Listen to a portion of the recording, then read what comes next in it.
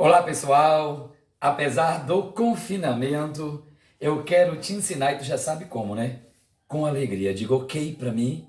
Vamos começar? Vamos revisar aqui o primeiro reinado, né? Estás pronto?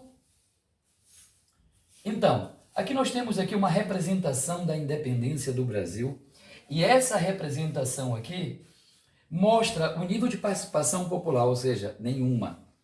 Aqui nesse vaqueiro nós temos a representação popular no processo de independência, ou seja, o povo representado nesse vaqueiro ficou à margem e também apenas como espectador. Ou seja, essa imagem aqui, ela demonstra que a independência do Brasil ficou limitada a uma pequena elite liderado por Dom Pedro I, bem diferente do hino nacional que fala num povo heróico e um brado retumbante. Essa imagem aqui, muito interessante, já caiu 2 vezes no Enem, ela mostra um Pedro como um líder popular. Ou seja, como se a independência do Brasil tivesse contado com ampla participação popular. A gente não pode perder de vista uma coisa, que a independência do Brasil aqui representada nesse quadro nos remete a uma memória, habilidade 2 da competência 1, onde nós vamos trabalhar as memórias que acabam ajudando a construir uma identidade. Esse aqui é o propósito. Ok? Agora vamos falar aqui do império em si. Então o Brasil se torna um império, diferentemente de todos os países da América Latina que viraram repúblicas. Aqui nós temos o Brasil imperial, e isso é muito diferente. O Brasil parece ter uma síndrome do ineditismo, quer ser diferente em tudo. Todos os países viraram república e nós viramos uma monarquia. Mas para que isso, Elton? Exatamente para preservar de forma intocável o latifúndio e a escravidão. A escravidão foi mantida nesse processo aqui. Essa charge bem aqui, ó, que já caiu na prova de linguagens, diga-se de passagem, puxa, depois da independência, a nossa vida melhorou um bocado. Ou seja, nós temos aí uma figura de linguagem chamada ironia, né? E essa ironia demonstra que, após o processo de independência, nada mudou para os escravos, que continuaram escravos até 1888. Uma vez que o Brasil se torna um país independente, é necessário que os demais países reconheçam o Brasil como independente. O primeiro país que faz isso, não por acaso, é os Estados Unidos. Ainda em 1824 reconhece nossa independência, dentro do contexto da doutrina Monroe, América para os americanos, não é isso? Ou seja, um interesse grande em fazer comércio conosco.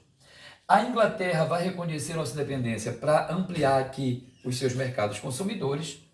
Portugal reconhece a independência somente depois do Brasil pagar uma pesada indenização de 2 milhões de libras esterlinas em ouro, que nós pegamos emprestado com a Inglaterra.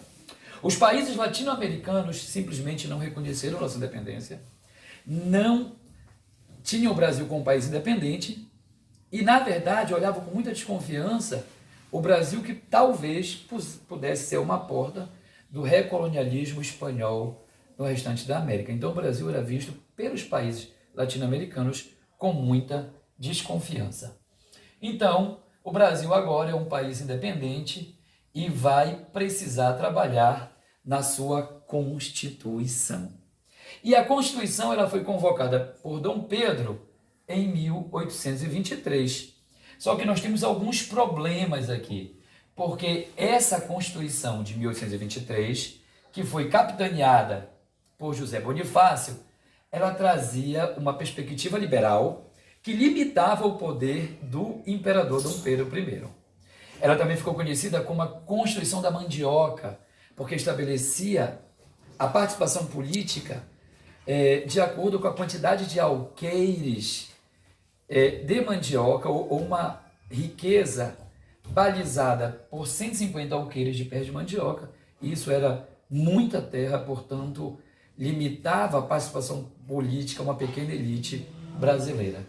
O Dom Pedro I, totalmente insatisfeito com essa proposta liberal, que tinha como finalidade a descentralização do poder, ele dissolve a Assembleia Constituinte neste evento aqui que ficou conhecido como a Noite da Agonia.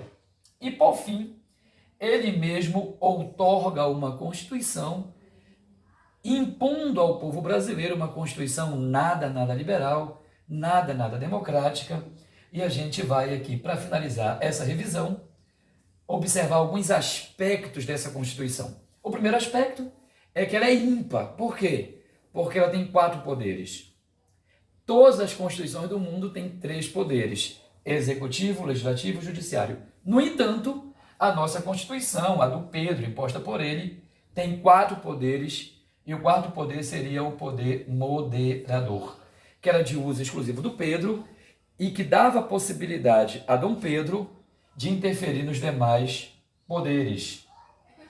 Ela também estabelece o voto censitário, e esse voto censitário exige uma renda mínima para votar.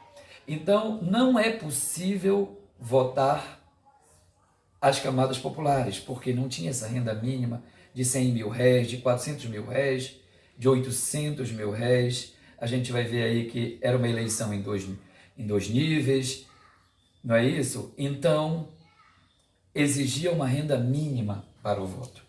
Logo, nós temos também aqui a Igreja Católica como igreja oficial do Estado brasileiro, e essa Igreja Católica, além de ser igreja oficial, era também subordinada ao Estado brasileiro. Ou seja, essa igreja era subordinada através do padroado, que era o direito que o imperador tinha para interferir em assuntos da igreja. Por exemplo, em qualquer lugar do mundo, quem nomeia bispo é o Papa. No Brasil era o imperador.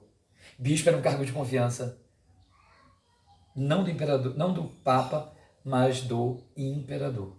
E nós temos também, para finalizar essa revisão, o beneplácito, que era o direito que o imperador tinha para interferir, para aceitar ou não uma ordem vinda do Vaticano. Ou seja, o que o Papa falava, o que o Papa estabelecia através das suas bulas papais, só valia no Brasil se o imperador permitisse. Então o Brasil já nasce um pouco estranho, diferente dos demais países da América Latina. Eu queria encerrar essa revisão te desejando muito sucesso, meu filhote, que tu te proteja desse coronavírus e em breve nós estaremos juntos. Um grande abraço e até a próxima aula.